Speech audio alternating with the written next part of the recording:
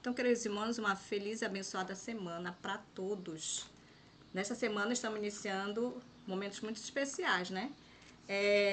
Na reunião lá na madrugada, nós vamos iniciar primeiro a semana de oração de louvor, né? Vocês já receberam essa revistinha? Quem não recebeu ainda vai receber, tá? E aqui na online nós vamos fazer direto, semana direto, a leitura desse livro. E eu escolhi, né? Eu não, Deus escolheu vocês para repartir o pão com a gente durante a semana, mas estão envolvidos na música.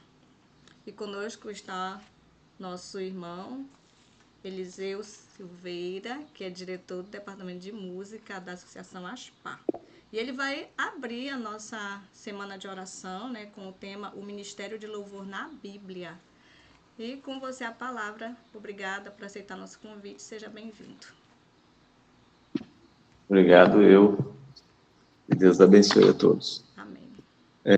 A nossa semana de oração, ela vai abordar essa parte que é o ministério de louvor.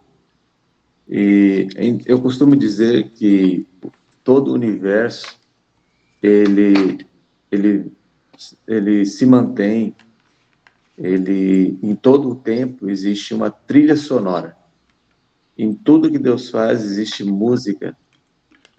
E isso é muito compreensível, porque mesmo quando a gente tinha os filmes mudos, que as pessoas não falavam no filme, mas a trilha sonora sempre existiu. Não tem como você assistir um filme sem trilha sonora.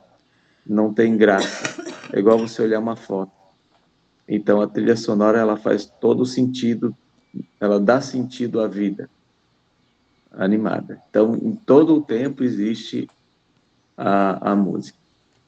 E nós vamos abordar aqui, falando sobre o ministério de louvor na Bíblia. O que nós temos na Bíblia sobre o ministério de louvor? Então, nós entendemos que nos grandes movimentos, nos grandes reavivamentos, existe também um movimento musical. E na história de Israel, nós vamos perceber que vamos encontrar o primeiro momento musical organizado quando Samuel organizou as escolas dos profetas. Então, começou-se ali um trabalho específico de música junto à escola. E depois, o primeiro movimento organizado de música nós vamos encontrar no reinado já de Davi, muitos anos depois que começou, que Israel saiu do Egito, já no governo de Davi, é que nós vamos encontrar aqui, e esse primeiro texto, ele está em 2º livro das Crônicas, 29, 25, diz assim: E pôs os levitas na casa do Senhor com símbolos, com saltérios, com harpas, conforme o mandado de Davi e de Gade, o vidente do rei, e do profeta Natã, porque este mandado veio do Senhor por mão de seus profetas. Então, a organização musical no tempo de Davi, ela foi uma ordem divina, dirigida por Deus. Uma vez que o santuário é um culto a Deus, é dirigido por Deus, também a música ela precisa de estar em conformidade, precisa ser dirigida, orientada por Deus. Temos aqui alguns textos do Estudo de Profecia falando sobre isso, muito interessante, que eu quero citar aqui com vocês. Na primeira página aqui, no penúltimo parágrafo, diz assim: a igreja é o santuário da congregação. Devem existir aí regulamentos quanto ao tempo, lugar e maneira do culto. Nada do que é sagrado, nada do que está ligado no culto divino deve ser tratado com negligência ou indiferença. no último parágrafo, diz assim: esta parte da adoração deve ser cuidadosamente dirigida, pois é o louvor a Deus através do cântico. Nós vamos abordar, então, aqui, agora, 3 momentos importantes no ministério de louvor na história de Israel. O primeiro momento é quando chegou a Arca da Aliança em Jerusalém. Depois, o segundo momento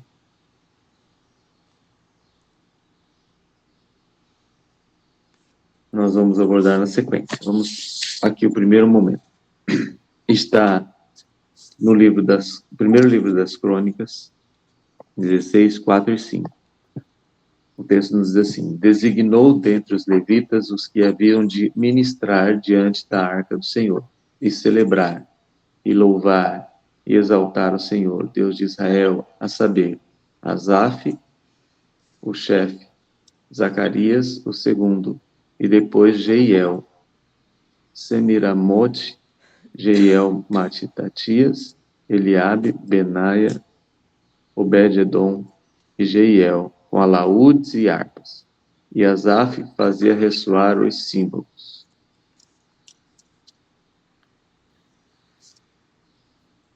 Ainda no primeiro livro das Crônicas, 15, 22, diz assim: e Kenanias, chefe dos levitas, tinha o encargo de dirigir o canto, ensinava-os a entoá-lo, porque era entendido. Olha que interessante. Na primeira organização, quando a arca foi levada para Jerusalém, Davi organizou ali todo um aparato musical que constituía em instrumentos e também na direção de vozes. E o líder das vozes, ele não apenas cantava, mas ele instruía. Ele ensinava o canto para as pessoas e dirigia o canto. O segundo momento do ministério musical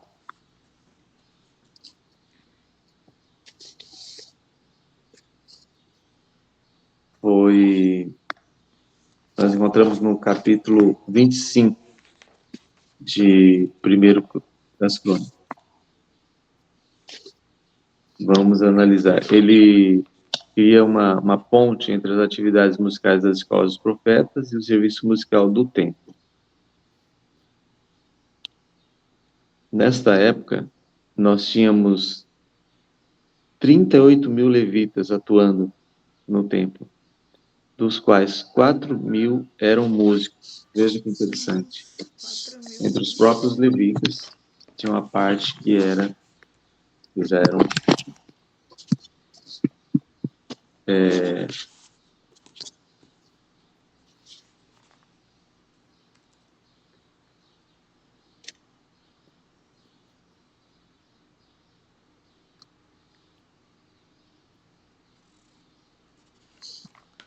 muito bem. No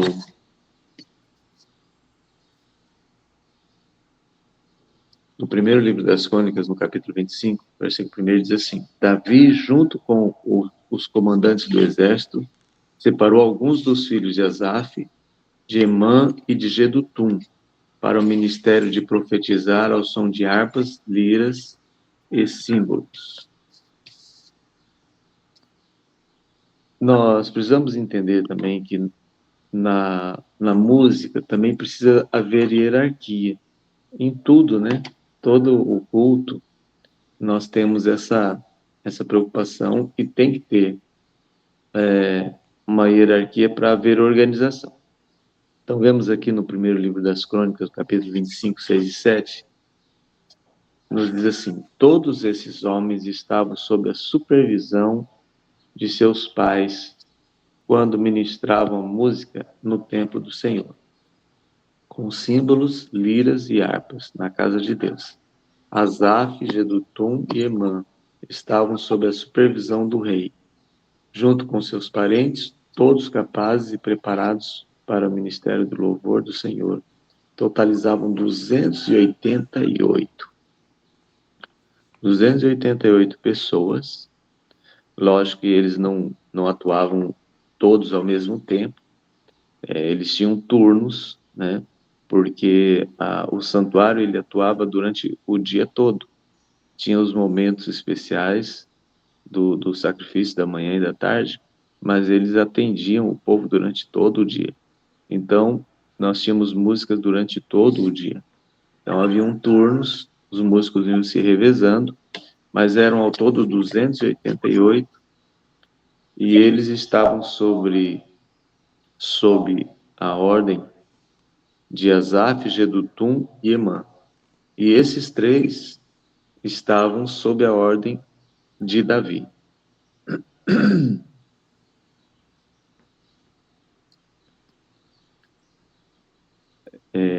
Temos um comentário aqui, e o serviço musical em Israel está registrado na Bíblia para o nosso ensino, revelando os princípios que devem direcionar a atividade musical do povo de Deus.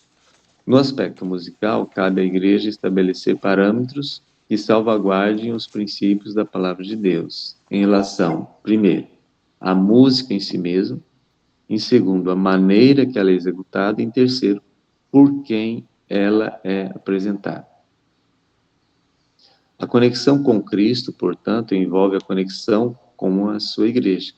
A igreja foi organizada para o serviço, e numa vida de serviço dedicado a Cristo, os primeiros passos. A lealdade para com Cristo exige o fiel cumprimento dos deveres da igreja.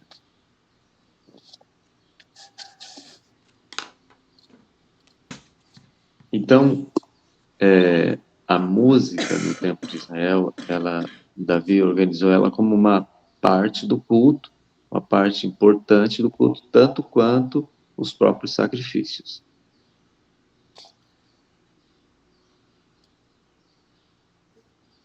Então, no segundo livro das Crônicas, no capítulo 7, versículo 6, nos diz assim: e os sacerdotes serviam em seus ofícios, como também os levitas com os instrumentos musicais do Senhor, que o rei Davi tinha feito, para louvarem ao Senhor, porque a sua benignidade dura para sempre. Quando Davi o louvava pelo ministério deles, e os sacerdotes tocavam as trombetas diante deles, e todo Israel estava em pé. Israel, o músico, era chamado e escolhido especialmente para servir a Deus no ministério de louvor.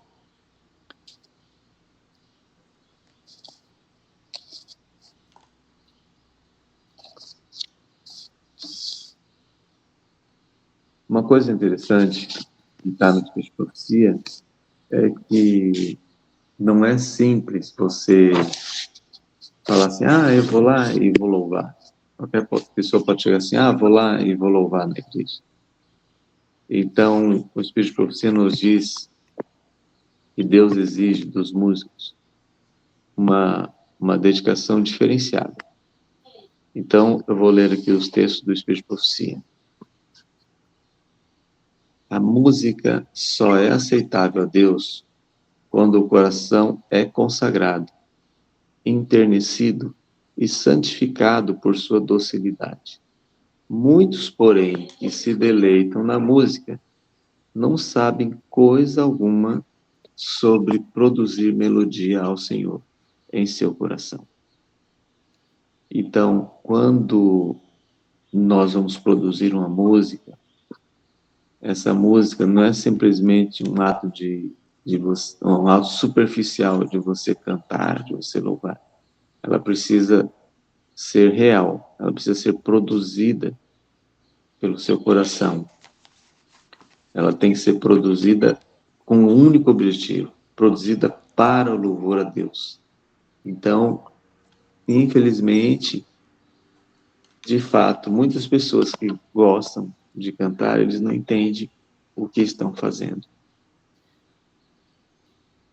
Vamos ler mais um texto importante aqui. Exibição não é religião nem santificação. Nada há mais ofensivo aos olhos de Deus do que uma exibição de música instrumental, quando os que nela tomam parte não são consagrados e não estão fazendo em seu coração melodia para o Senhor. Eu costumo dizer que existe 3 maneiras do músico se apresentar. Uma, ele apresenta a música que ele gosta, ele apresenta a música para ele mesmo. O segundo, ele apresenta a música para o público, ele apresenta a música que o público gosta. Mas o terceiro, ele apresenta a música para Deus, a música que Deus gosta. E essa é a verdadeira. Aqui a irmã cita a questão da exibição através da música instrumental. Porque a música instrumental é mais avaliada pelas pessoas por questões de destreza do músico. Porque cantar é uma coisa mais natural, mas você aprender um instrumento, você tem que se dedicar ao instrumento. Então é muito mais fácil você se exibir com o instrumento do que cantando simplesmente. Por isso esse texto ele faz menção à exibição na música instrumental, mas existe a exibição na música vocal, com certeza. Porém, ela, digamos, é menos, é mais difícil você avaliar se o cantor vocal ele está se exibindo ou se está louvando a Deus. Muito bem. Ainda temos mais alguns textos muito importantes. Nós precisamos entender. A humildade é uma das características essenciais de quem atua no ministério de louvor. O músico reconhece a sua indignidade e abandona a postura vaidosa e autossuficiente, evitando a armadilha que seduz muitos músicos talentosos. O talento musical, não raro, incentiva o orgulho e o desejo de exibição. E os cantores não dedicam senão pouca atenção para o culto a Deus. A música, em vez de levá-los a lembrar-se de Deus, frequentemente os leva a esquecê-lo. Então, nós precisamos ter muito cuidado com isso. Temos mais um texto muito importante aqui. Vós sois a nossa carta, escrita em nossos corações, conhecida e lida por todos os homens. A conduta do músico, não apenas durante a apresentação musical, mas também em sua vida pessoal, determinará se a sua influência será um bom perfume. Então, se a pessoa é um músico da igreja, aonde ele estiver, em qualquer transação comercial, em qualquer relacionamento fora da igreja, ele está representando a igreja. Alguém que veja ele, fala assim, olha, esse fulano, a pessoa é um músico na igreja, eu vi ele lá na igreja tocando. Então, toda a atuação da vida, ela vai ser representada, ela vai estar representando a igreja, representando um músico da igreja. Então, não é muito simples. Se você é um músico na igreja, você está representando a igreja em todos os momentos da sua vida, onde quer que você esteja. Vamos analisar o terceiro momento do ministério musical levítico, que foi a música no templo de Salomão. Foi o momento áureo da música na história de Israel. E depois veio outros problemas, mas assim, o momento áureo, acho que onde teve mais músicos, maior número de músicos no templo foi no templo de Salomão. Vamos analisar no segundo livro das Crônicas, no capítulo 5, versículo 12, diz assim, e todos os levitas que eram músicos, isto é, Asaf, Emã e Jedutum, e os membros dos seus grupos de famílias estavam de pé, ao lado leste do altar, vestidos de roupas de linho e com pratos musicais, harpas e liras nas mãos. Junto com eles estavam 120 sacerdotes que sabiam tocar trombetas. Só trombetistas eram 120. Vamos analisar um pouco sobre esse texto.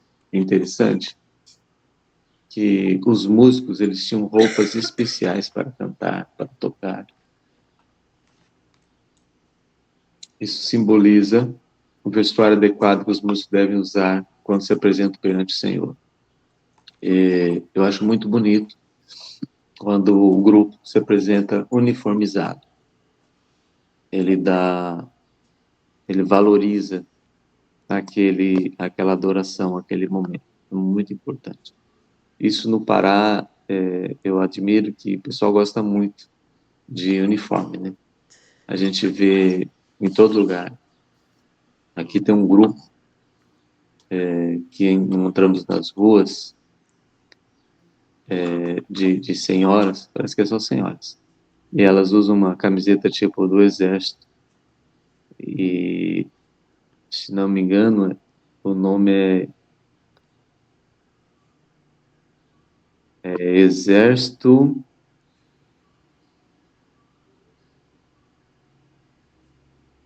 da Intercessão. E a gente encontra essas irmãs na rua fazendo o trabalho delas com este vestuário. E isso é interessante, que identifica de longe, né?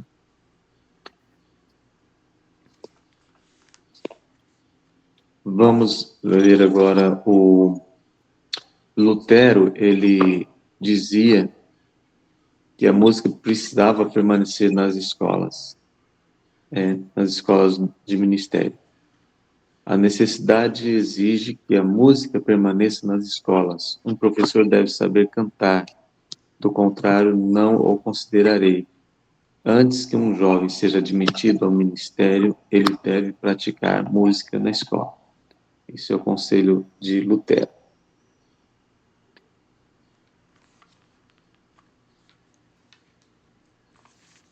No tempo de Israel, os músicos, eles só podiam trabalhar durante 25 anos. Eles começavam a trabalhar aos 25 anos e encerravam aos 50 anos. Então, antes de começar, eles tinham tempo para se preparar, para aprender, se tornar um músico hábil antes dos 25 anos. E então eles já eram admitidos quando eles já eram músicos, né? Músicos profissionais.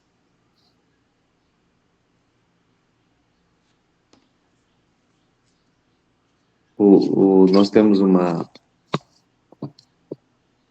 comentário interessante aqui, e o quadro de louvor em Israel foi um trabalho iniciado por Davi, estabeleceu e foi adotado como modelo a ser seguido durante séculos. Os princípios do ministério de louvor em Israel devem ser adotados pela igreja hoje. Eles estão registrados na Bíblia para o nosso ensino. Nós não temos dúvida disso, né? No reinado de Ezequias, o ministério de louvor foi resgatado pelo rei, para que novamente o nome de Deus fosse invocado no templo com cânticos de Asaf e Davi. Isso está no segundo livro das Crônicas, 29 e 30. O rei e as altas autoridades disseram aos levitas que cantassem ao Senhor os cânticos compostos por Davi e pelo profeta Asaf. Cantaram cheios de alegria e depois se ajoelharam e adoraram a Deus. O rei Josias também, ele restituiu o serviço sagrado, inclusive o ministério de louvor. Está no segundo livro das Crônicas, 35:15.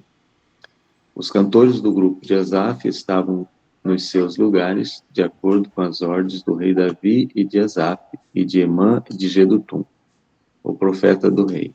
Os guardas também estavam nos seus lugares, guardando os portões do templo. Nenhum deles precisou abandonar o seu posto, pois seus colegas, os outros levitas, prepararam a parte dos sacrifícios que era deles. Percebem que essa adoração, esse cântico, ele acontecia enquanto os sacrifícios aconteciam. Então, aqueles sacerdotes, levitas que passavam a cantar, o serviço deles ficava sem fazer. Então, outros, os seus companheiros, participavam e faziam o serviço no lugar deles para que eles não deixassem o lugar do cântico. E isso é muito interessante, porque às vezes na igreja a gente precisa cantar, mas precisa fazer outras coisas, né? Precisa tocar. Então, se divide o trabalho para que isso aconteça sem uma coisa atrapalhar a outra. Às vezes nós substituímos louvores do culto, né, louvores congregacionais, por outros serviços. E isso não deve acontecer. Nós vamos entender ao longo desse estudo que os momentos dos louvores congregacionais é fundamental e não deve ser passado por alto. Deve ser trocado por outro serviço.